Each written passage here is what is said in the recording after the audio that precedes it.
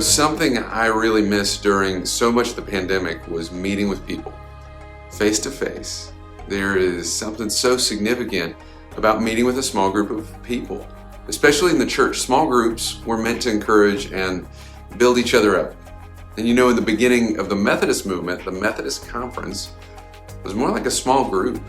John Wesley would invite a handful of peers and or other preachers to meet in order to comfort and strengthen one another in Christian love.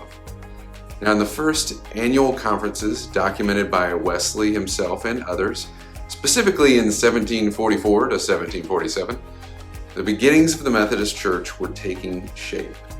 And the manner by which this shape occurred? Small group discussion. And in the discussion, a question might be posed and anyone could contribute to the answer. However, John Wesley was always the final word on the subject.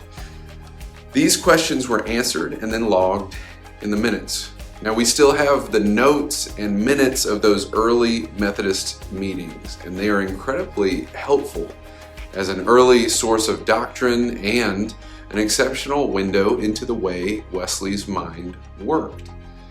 Now, I think starting strong is helpful in any circumstance, and I love how the first conference began. On Monday, June 25th, 1744, the first annual conference was convened, and they set expectations with these words.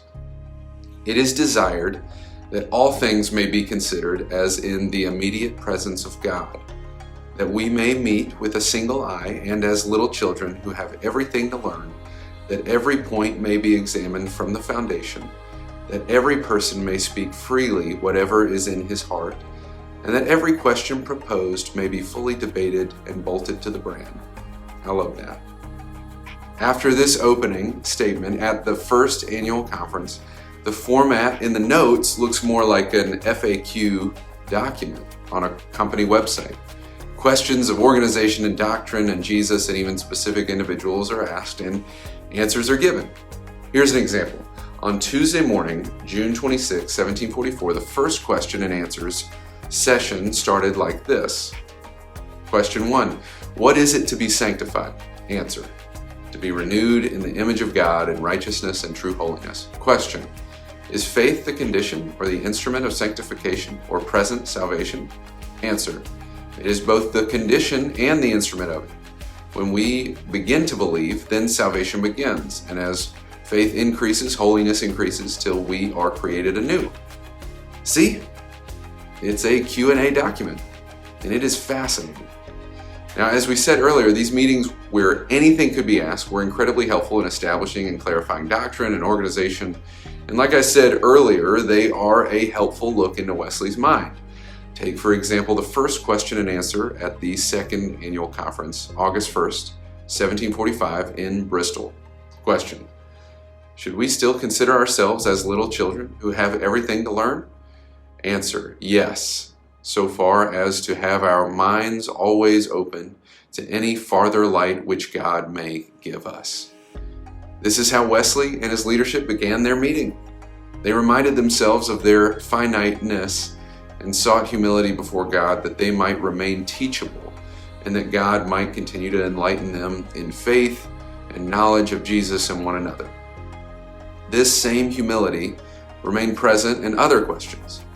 In one particular section on Friday, August 2nd, 1745, the subject of assurance came up, and the Q&A went like this. Question. Is an assurance of God's love absolutely necessary to our being in His favor, or may there be some exempt cases? Answer. We dare not positively say there are not. Question. Is such an assurance absolutely necessary to inward and outward holiness? Answer. To inward, we apprehend it is. To outward holiness, we incline to think it is not. Question. Is it indispensably necessary to final salvation? Suppose in a papist or a Quaker, or in general among those who never heard it preached. Answer. Love hopeth all things. We know not how far any of those may fall under the case of invincible ignorance. Question. But what can we say of one of our own society who dies without it, as John wore at London? Answer. It may possibly be an exempt case, if the fact was really so, but we determine nothing. We leave his soul in the hands of him that made it? Do you hear the humility in the conversation? Do you hear the working out of questions and answers and theology and doctrine? That is our history.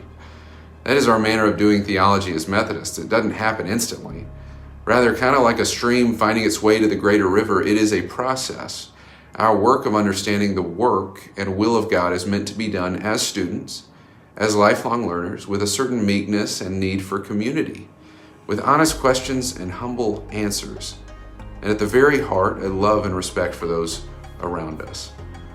I want to leave you with one more exchange from the second ever annual conference.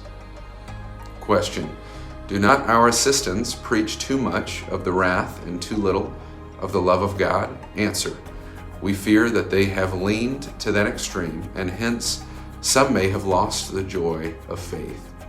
Question: need we ever preach the terror of the Lord to those who know they are accepted of Him? Answer: no, it is folly so to do, for love is to them the strongest of all motives.